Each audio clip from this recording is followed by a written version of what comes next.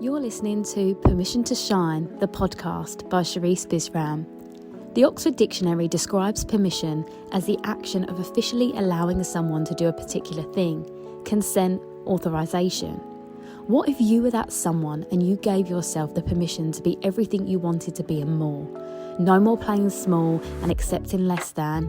You are worthy of the life of your dreams, regardless of what it is that you've been through. And honestly, it's exactly what you've been through that has shaped you into the version of yourself that you are now. Like a diamond, you've endured so much, but instead of breaking, you have become stronger and brighter. And if that's not a reason to shine, then I don't know what is. And if nature can do it, then why the hell can't you? You are brave, you are strong, you are powerful, and you are enough. Hear my call and give yourself the permission to shine, because you don't realise how many people are inspired by your light. Like, share, follow, subscribe, and listen out for more. Stay tuned. Hi everyone, this is episode 16 and I am so lucky to be joined by Urmi, who is currently in the US, or are you in Canada at the moment? I'm in Canada. Canada, amazing. So how incredible that, my little podcast has made it all the way to Canada, which is incredible. So thank you for being here. And yeah, I'd love you to just kind of introduce yourself and what your title is in terms of what it is you do. Sure. So as you mentioned, my name is Urmi. I live in Canada. I'm actually currently residing in Montreal. I work in the financial services industry, but I'm also many other things. I'm a self-published author, speaker, mentor, YouTuber, blogger, and I have a lot of passions. One of them being public speaking and boxing, and I'm also a big advocate for women's empowerment. Yeah, amazing. And that was kind of why I thought you'd be a great fit, because you are a person that does everything. You are not just labeled by one thing, and you're all about, again, like most of the other guests that I have on here, about creating change and doing more with your life, which I love. Talk me a little bit through your heritage as well, because that was really what excited me the last time round, and like where you've lived, because I feel like, again, that makes up your story and who you are. Yes, I was born and raised in Italy, and my parents are from Bangladesh. So that's what I always tell people. I am Italian by birth and Bengali by blood. So I spent, I would say, probably most of my childhood in Italy. I went to school there. I did pretty much all my high school there, and then I moved to Canada and did my university here. So I would say like all these countries played a role in shaping my identity today. Yeah, I love that. And then that actually relates to your book as well, doesn't it? Exactly. That's right. Yeah, so talk us a bit about why you created the book, because I know that is the reason, obviously, why I have you on here today. So yeah, tell the audience a little bit about your upbringing and kind of the obstacles that you faced, and the reason why you're here right now, I guess. Yes, so I have self-published my first book last year, and it's called Discovering Your Identity, a Rebirth from Interracial Struggle. And basically, I was very much inspired by another writer. Actually, there was this Canadian and Pakistani writer who lives in Canada. And I read one of her books, which she also self-published, and it's called The Confessions of a Brown Girl. So what happened is I read her book, then reached out to her because I honestly wanted to thank her for writing that book. I just felt like when I read her book, I felt very much into her story. Like I felt like she was telling my story. So I asked her like, okay, what does it take to write a book? How did you feel about writing the book? And so she gave me, I would say, more encouragement and a push to write my own book. And because there was a lot of struggle that I was going through when I was growing up, and there were things that were still like, playing in my mind, that I was like, I think I want to let it out, whatever I have inside when it comes to like my own childhood. So that's how I came to write my own book. And basically in my book, I make a comparison between the Italian side of the culture and the Bengali side. I make a comparison and contrast between the two worlds, because one is very South Asian and the other one is like very Western. And I grew up in a Western like society, but in a household which was mainly South Asian. And so I make a comparison between the two worlds and what it was for me to like not being able to fit in a box, basically. Yeah, amazing. And I love that, because I think you know, a lot of people now are coming forward and embracing their heritage. And I think that's something for me that I've always kind of struggled with, like where I grew up in Kent. It was a predominantly white area when I was growing up. So for me, I felt like I never fit into a box, like you just said. I also feel like my body shape, being naturally more curvy, was never really in style. So, you know, I wasn't fancied or anything like that. You know, all of those little things that make up your childhood experience, right? And your Mm-hmm. teenage experience. And then I remember just saying to as I got older and I started to do like more performance work and things like that, and people give me compliments, and I was like, oh, I've always been like the weird brown girl. And they're like, what? No, you're not. But I think because I'd carried that narrative my whole childhood, being like that person that doesn't fit in, yeah, it's funny that, isn't it? And actually, funny enough, when I bumped into people from school, even the boys in my school, they were like, oh no, you've always been like a decent like looking girl. And I was like, how funny is that I just interpreted it because I didn't feel like I fit in. I thought other people didn't see me in that space, but it was down to my own interpretation of, which is crazy, isn't it? But you know, everything I do is all about, you know, what you see, and you build up this case study of, okay, well, I don't fit in because I don't do that, or I don't fit in because I don't do that, and your universe will constantly mirror it, right? So then we're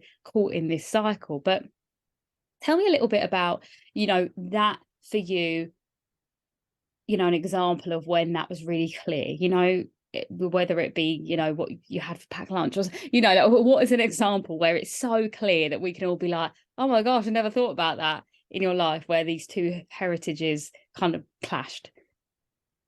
You know what? I would say my whole childhood and also my teenagehood, I felt a little bit like the way you felt. Like I felt like I did not fit somewhere, and I felt that other people felt the same way it because that's I felt like the external world saw it this way, that I was not fitting in, that I was not like them. And so this went on for, I would say, for most of my life. And I was very self-conscious about it. I was self-conscious that when I was around, let's say, the Bengali community, my thoughts were completely different from the whole group of people. And when I was with my Italian friends, I felt like we shared the same mentality, but then I couldn't do a lot of the things that they were able to do. And then when I moved to Canada, I started to realize that there were more and more people like me with like mixed backgrounds who, you know, they're like Canadian born, but like they have the Bengali heritage or Indian heritage. And that's why I started to feel like I was able to assimilate myself a little bit more. And and I would say that it was literally a couple of years ago that I think I came to have a conclusion that I embrace both sides or both cultures. Um, Literally, I would say like it was when I was 26 that I came to this conclusion. So it was pretty recent. But before that, I was very self-conscious that I was like not belonging anywhere. People would ask me like, oh, where are you from? But I never had a clear answer. Like I honestly didn't know what to answer. And now I still have this issue when it comes to like when I go to a different country, people ask me, okay, where are you from? I don't know if I should say Italy. I don't know if I should say Bangladesh. I don't know if I should say Canada. And so it's always a struggle because I feel like you can never give a clear answer of where you're from because everyone is always questioning everything you say. And so that was a struggle before I moved to Canada. After coming to Canada, it was still a struggle, but then I just tell people that I am Italian by birth and Bengali by blood, and they just have to accept my answer the way it is because I embrace both sides of it equally. Yeah, absolutely. I was going to say that to you when you said you didn't know what to say, like how you tagline that as like, you know, um, about being Italian, and Bengali. I think that's absolutely okay. You know, like, and you're right. People do like poke and they ask, but I like that inquisitiveness about humans, because I think what I found growing up was people would assume, so that people would just assume, you know, where I was from, and then judge me on it. Whereas now Mm-hmm. people are asking, oh, where's that? Or how, okay, so whereabouts how do your family, do you know what I mean? So there's lots of questions now, which I prefer rather than the assumption and then being labeled, because that's something I can't Right. stand, is being a label. So I think, and it just adds to that story. I think a lot of people are interested in culture and they want to know more. And I think that's a great thing, because we've spent so long about you know, people not really knowing and judging, as I said. So now we're in this space of exploration. I think it's wonderful, you know, that people are interested, for one, but two, like, you have such a beautiful story of completely different ends of the world that combine you together. And I'm sure, I mean, are you a good cook? Because I feel like with that double whammy of culture, you must be an incredible chef, because there's lots of incredible food you can make, surely. I make authentic Italian food. I love eating pasta, so Nice. everything that I make is just Italian. I tend to not to mix it with the Bengali like cuisine, but there are like my mom, she does it. She does mix pasta with Nice. like Bengali flavors, but I just stick to my Italian stuff. Yeah, no, I'm very like loyal to that, to the Italian recipes. Yeah. Nice. But then I guess if your mum makes you some Bengali food, you've got that to go to there, haven't you? So at least you get like a little bit of it when you go, I'm sure. Yeah, yeah, exactly. So it adds flavor, and I like how the two things are combined. I actually love that fusion. Yeah, Yeah. nice. I love that so much. So obviously that's been your upbringing. So let's go forward then to kind of you being in Canada now, you know, as Hmm. in we've moved from Italy to Canada. What, apart from obviously your race and like fitting in, what other struggles did you feel like you found being in that space? Because I guess culturally Canada must be different to Italy too, right? Yeah, I would say there was a little bit of cultural shock in terms of like little things. It's so multicultural, first of all, like the whole like Canadian society is very, very multicultural. And I was so surprised to see so much diversity because, and even then there was a contrast between the Italian culture, because in Italy, all you see around is very much Italian people, immigrants. Yes, we do have a community of immigrant people, but it's not as big as in Canada. It's not as diverse as in Canada. Because even when I was going to school in Italy, there were not that many immigrant people. We were probably belonging to 1% of the whole population. Like if you had 100 people in a school, you probably had 3 people that were like from immigrant families. And so the first thing that I noticed when I came to Canada was the diversity and how much people are actually very much open and welcoming and friendly. That's one thing that I really, really enjoyed about Canada. Of course, there is the whole situation with the weather, which is still a big struggle for me because living in Italy, growing up in Italy, which is such a warm and sunny country, in Canada, we do go struggle with like the weather. The food, of course, is very different. I was so used to eating like Italian food and Bengali food, but here I think I like, which is a good thing in a way because I feel like I can get to flavor different things. And of course, one thing that I had was that my friends were not just Italian when I moved to Canada. Indeed, that was probably one of the things that I appreciated the most after moving to Canada was the fact that I finally got to learn about different cultures and different people because I had friends from all over the world. I had people from South America. I had people from Vietnam, China. I had people from like Europe. And so this, I feel like in a way I learned, it was a learning process for me because when I was in Italy, my only exposure was just Italian culture. So I feel like I was just exposed to one side of the world, to one particular way of thinking. But when I moved to Canada, I feel like I had a more broad exposure to different cultures because even my professors were from different countries. My friends were from different countries, and I kind of liked it because in a way it made me really, really rich as a person. And even where I work, there are people from different cultures. So this is probably one of the things that I appreciate the most of Canada. And I feel like Canada makes you feel like you belong somewhere. Like you can. I feel like it's such a welcoming country that you can call it home because there are people like you with a similar story, with a similar journey. And so that's what I really, really like about Canada.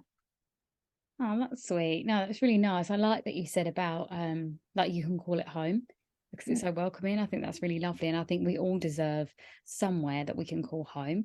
So I think that's such a, yeah, beautiful statement to make. And I think, you know, with a lot of the work that I do, I find that some people can live somewhere their whole life and still not feel at home and feel safe. And I think that's really powerful that, you know, you went there and you felt that way. And I do urge people that are listening that, you know, if you haven't found that place that feels like home, to explore. You know, I always say that we don't have roots at the bottom of our feet. We're not trees, we're not stuck, we can get up and move and go. And I feel like, you know, you've had the chance to do that, which has been lovely.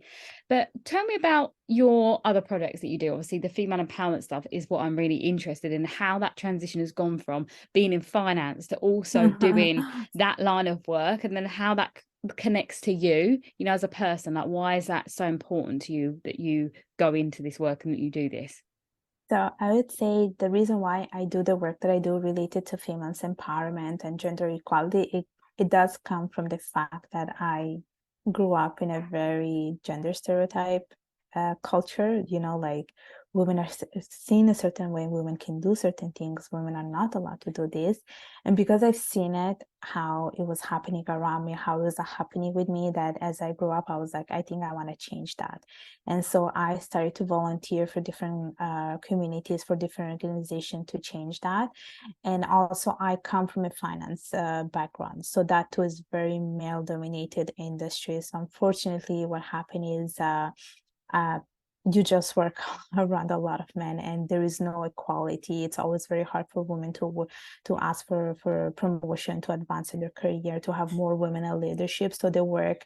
So that literally gave me more like a spark that I feel like I have to do something about it, and I feel like I do have that drive in me.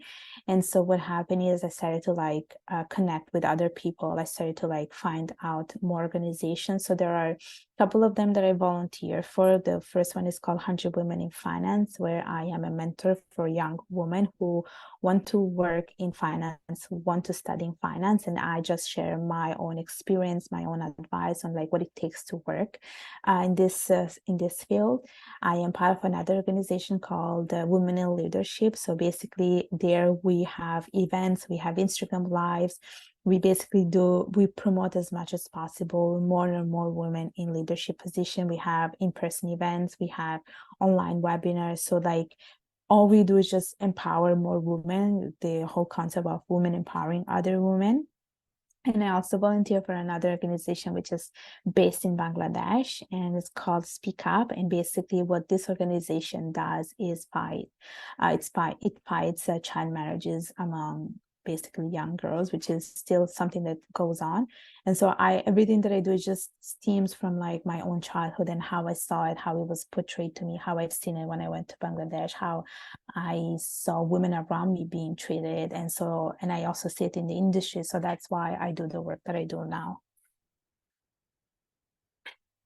Yeah, nice. Absolutely. And I think that's what's so important, isn't it? Like when you see it around you, and a lot of, I guess, in your culture, it's almost like women are just expected to accept that, aren't they? Accept that Right. that's the way it is, that's how it's always been, so we're going to leave it like that. When actually, I guess for someone like you who's lived in lots of different places around the world, who's seen different variations of that, you know, you're understanding that it doesn't have to be this way. And I think that's great that you are, you know, making that shift. And how did your family feel about you kind of exploring this? Like, do you feel like you have these conversations? Do you open that door to them really, or not really? No. No one needs to Really? know what I'm doing. Oh, wow. Okay. Well, that's interesting, because I feel like that might be something that happens as you get older, you know, like that kind of like, because this is the thing I think with culture, is that respect is the most important thing, right? And I really get that. And I see it so much in, you know, I've worked in doing Bollywood for years now, and like the girls that I work with, and seeing like the traditions, and sometimes the boys I work with too, you know, and how they can't approach their family about certain things. And it upsets me so much that you can't be your true self, but I understand why. And I think that's a big thing, because if you're able to follow your passion and do what's right for you in the wider world, but actually that little part of you has to stay away from that space where it might offend your family for the sake of the love you have for them. I do understand it, and it does make sense, but that must be a challenge, right?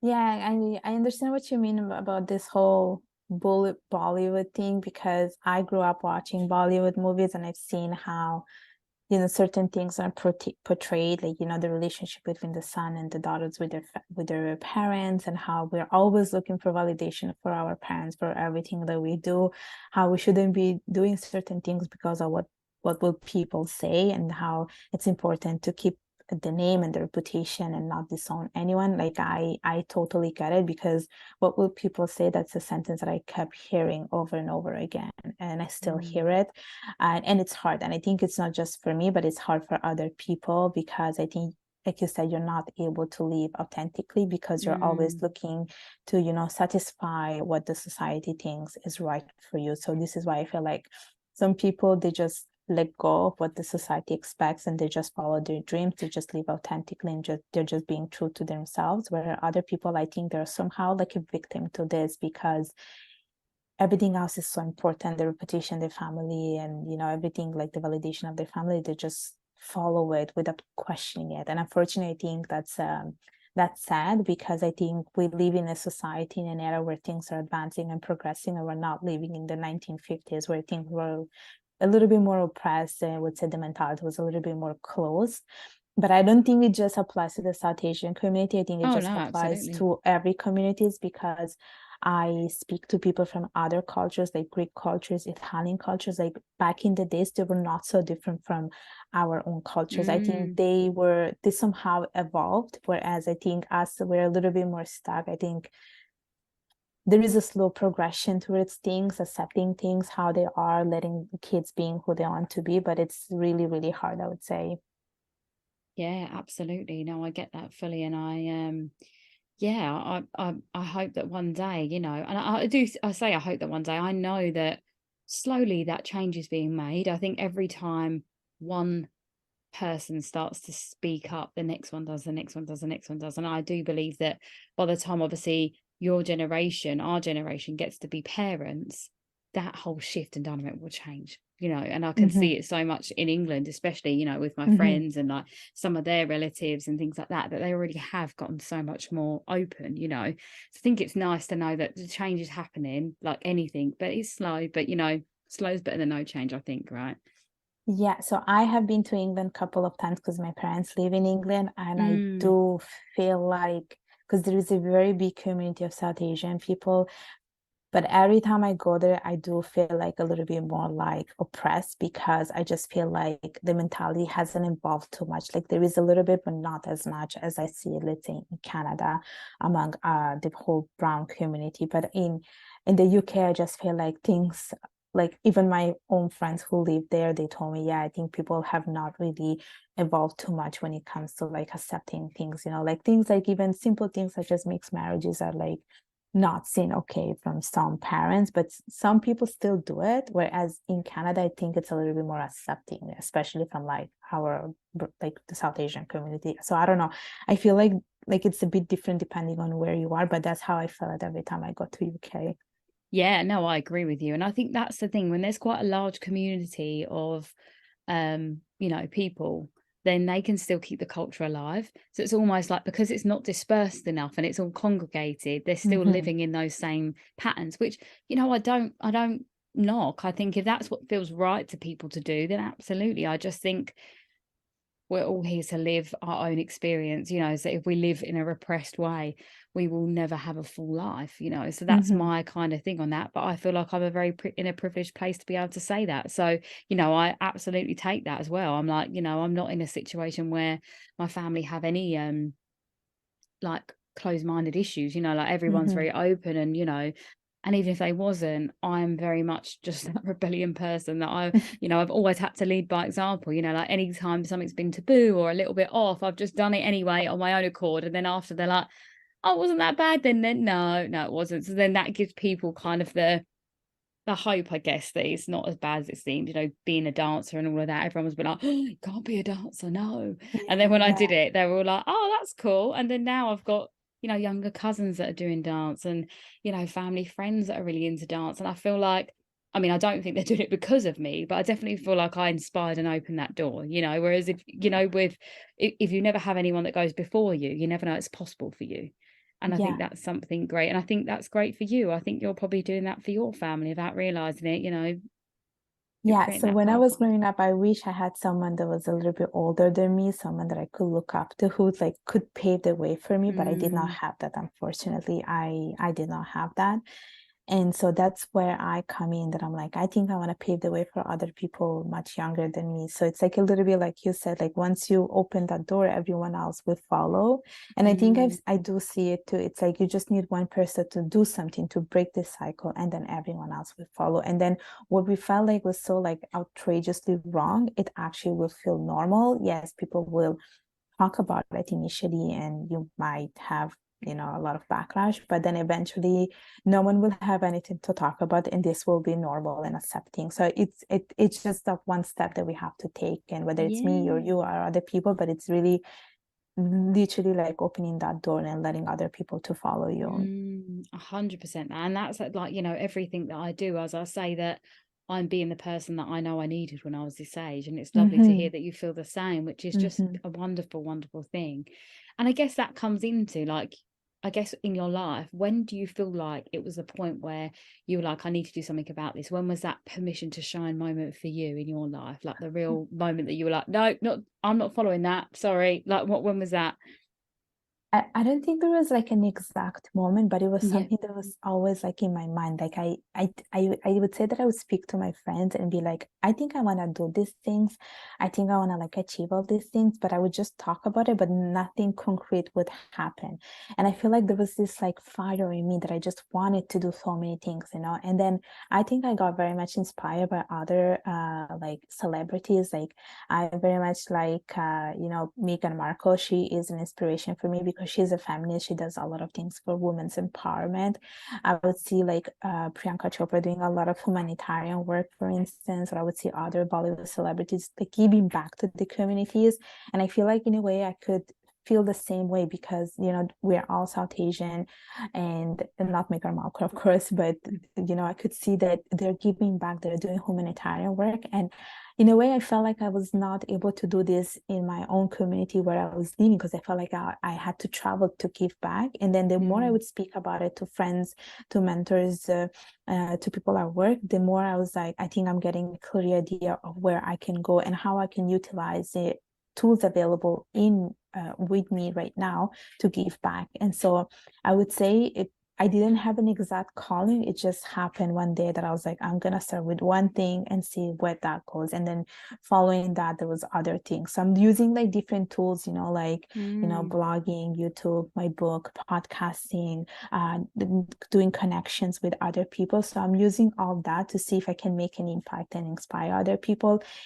And I feel like it's working, because not only was I able to touch people's life in Canada, but I feel like it did expand more globally. So I'm glad of that, because I don't need to be a celebrity to do all these things. I can still do it in my own home, Absolutely. So. No, well done you. And I think for me, just from my line of work and just hearing your way of that you've done it, it's almost like I always talk about, everyone has this little spark, this little burning flame inside of them, and I feel like you've just listened to it as it's gotten brighter and brighter and brighter the more you've listened to it. And that could be your intuition, like you said, it could be your burning desire, it could be your passion. It's just that something we all have, and we can't really put a finger on it what exactly it is, but it's that something. And I feel like that's your inner flame, that inner fire. So that's so lovely to hear and know that that's always been something that you've been called to and called for. And I think we all have a calling, and I don't think everyone listens to it. And I think that's a really important part of, just why you're doing what you're doing. And that's what I like to hear, that why are you doing that, for sure. Yeah, and I think like having open and honest communication with people that you trust, I think they do bring you to the right path, or they guide you to get into this particular path to reach to your destination. Because I'm lucky enough to have people around me that are very encouraging and uplifting me. And I think everyone needs that. I think if you're like hanging out with the wrong people, you will always do the wrong things. But I was lucky enough to have people that, I call them friender, which is a combination of friend and mentor together, because they really help me to like be what I'm supposed to be. And even now they're always like cheering for me, and they want me to keep doing the things that I do. And so it has been good. Like I didn't have people like telling me, no, don't do this, it's bad, and why do you want to do this? I think it's important to have the right circle of people around you who will be there supporting you and encouraging you. And I think it's important to have people from different background too, because they can get to share different perspective and experiences with you. So that's very, very important, I would say. Yeah, that's such a beautiful insight as well. And I'm so happy that you had that, because I think, there's been times in my life where I haven't. But generally, I feel like I've had a really good group of friends, but I feel like I'm the frientor. So, even today, I had a friend say to me, I'll put an invoice in for you at the end of the month, because of that just being able to like be there and support people in that way. But that's my gift as a friend, that I get to do that, which I love. And equally, I've got friends in my life that are the same. So yeah, you're so right. And that's what I teach, we're a mirror of our universe. So the energy that we put out is what we surround ourselves with. And, if you aren't achieving what you want to achieve, it's always worth looking at what your circle doing. Like I said, to a young lad actually the other day, I was like a young guy, that a lad is obviously the British term, but he yeah, you're like, who?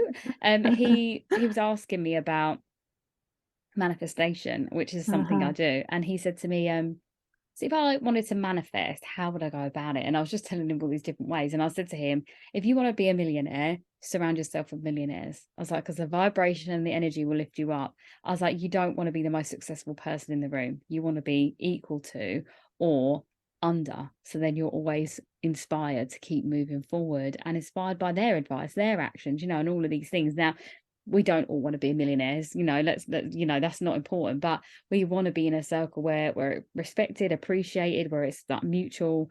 And that's really important, I think, a part of being human, especially in those situations like, for yourself and myself, where we felt outsiders. It's so nice to find like tribe, and I think that's really what we are, isn't it? We're tribal beings, so we need that tribal element of belonging, which I think is really nice about, there must be that theme to this episode of like you finding belonging in all of your culture, and everything you are. And yeah, it's nice to have that.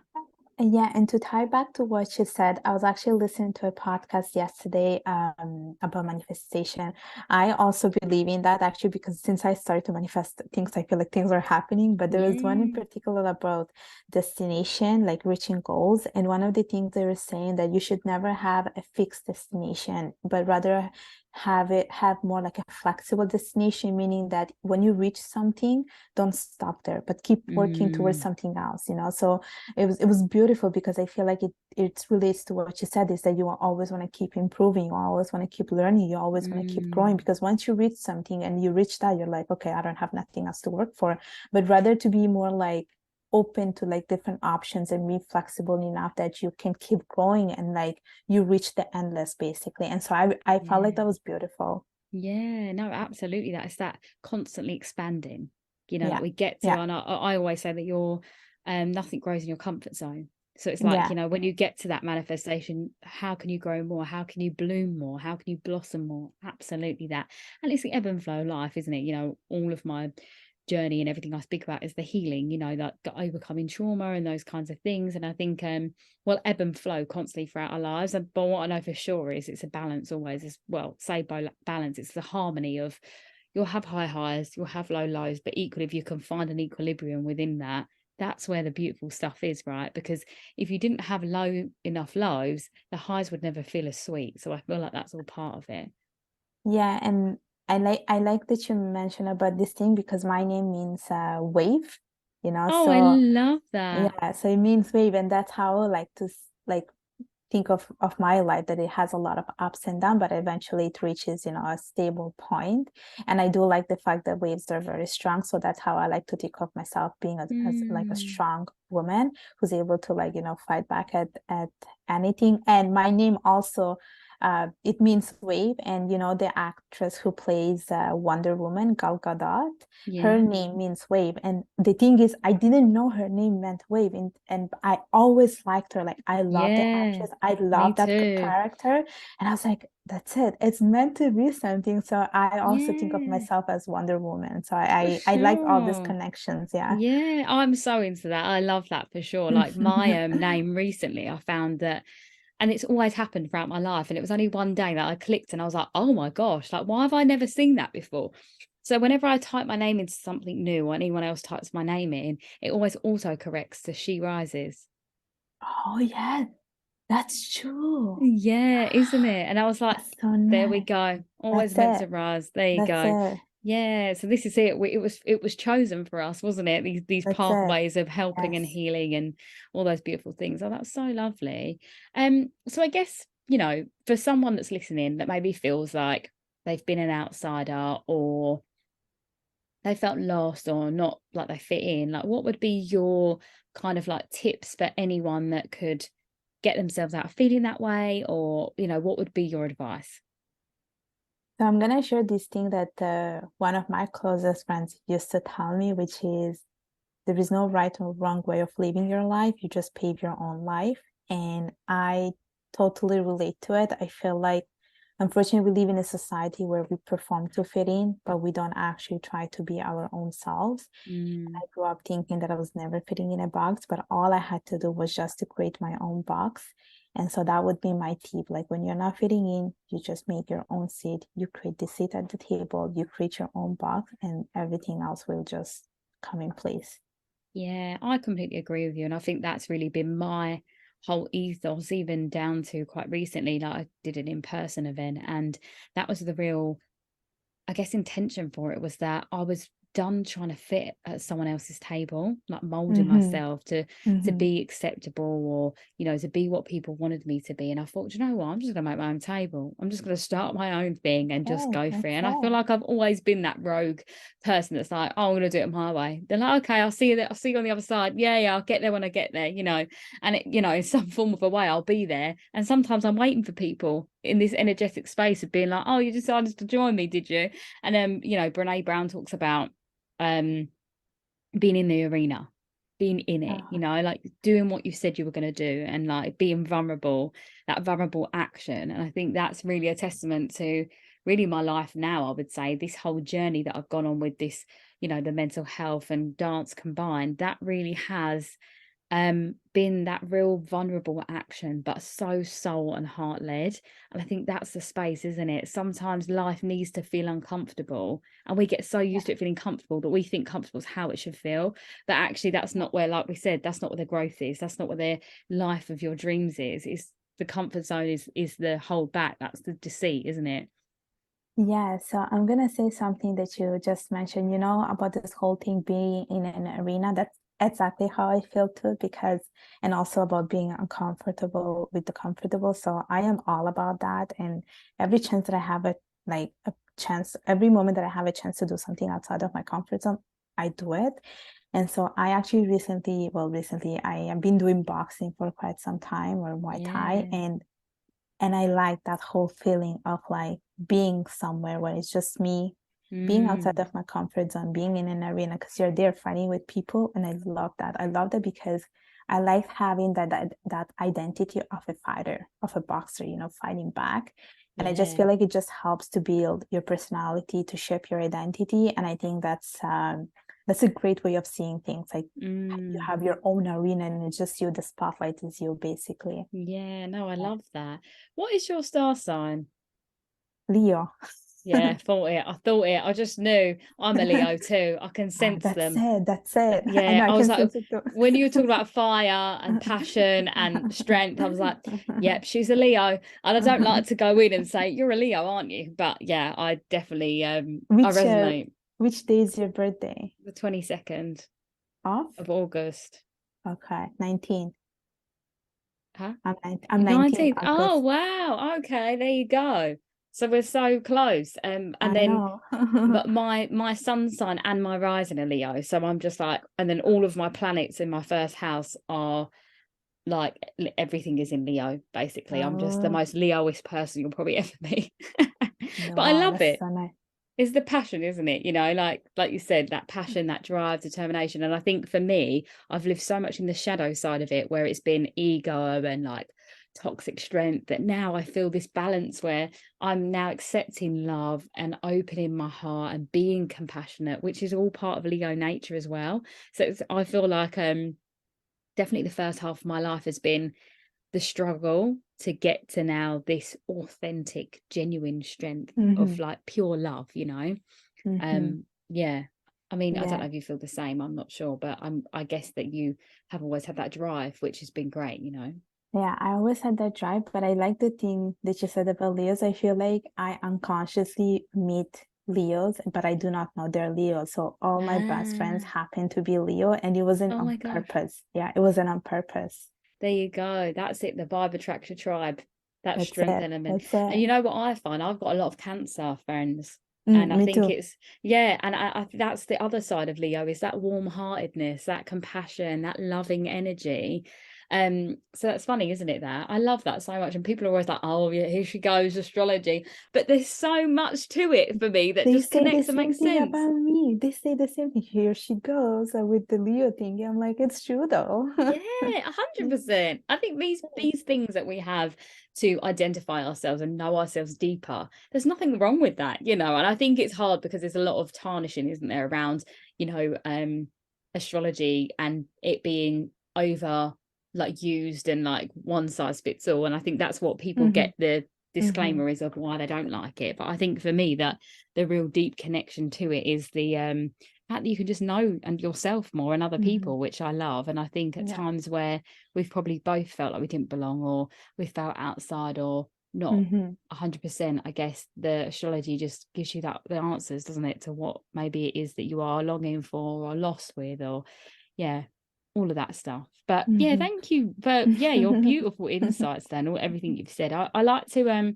leave the episode with like a soul to soul message. So I always say, based on the episode, if someone was listening, maybe your younger self or another version of you, like what in your heart do you feel like you need that person to know?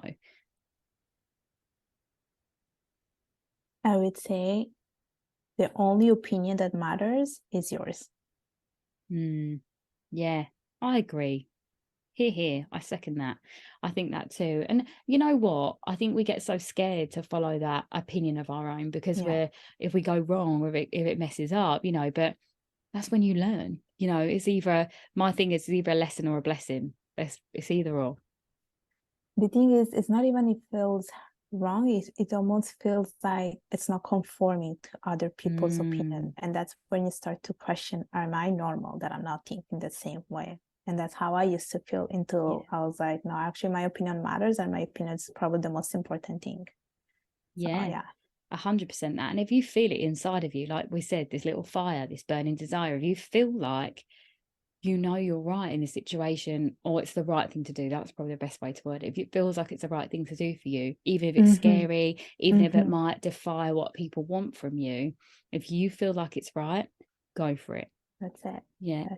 That's it. Yeah. No, thank you so much for coming on. And where can people find you? Social media, website, where can we find you? So I have a blog, it's called myways.ca. I have a YouTube channel called Urmi Hossain. I have a LinkedIn profile called Urmi Hossain. My book is available on Amazon. It's called Discover Your Identity, A Rebirth from Interracial Struggle. And I have an Instagram account called Urmania. Yay, amazing. So I'll pop, if you send me all of your links over, I'll pop them in the notes for everyone who's listening. But yeah, thank you so much for coming on and just sharing your story, your experience, and like who you are. Really beautiful conversation with you today. And I hope you enjoy the rest of your day, and thank you for being here. Thank you. Sherisse Bisram, Inner Power Activation Leader for Women. If you are ready to up-level, to elevate, to ignite your inner flame, to burn everything you once were, to trailblaze into your future, into all of your manifestations and more, then head to my website to book a free 30-minute alignment call. I have one-to-one containers available for 90 days and 180 days. I also have an online program for 6 weeks. It's a group program for women called Permission to Shine. That's also available as a self-study as well. I have a journal available on Etsy as well as worksheets. There's multiple ways to work with me, and I'm here to help you. You deserve to shine, to be the most amazing, most confident, fearless version of yourself. What are you waiting for?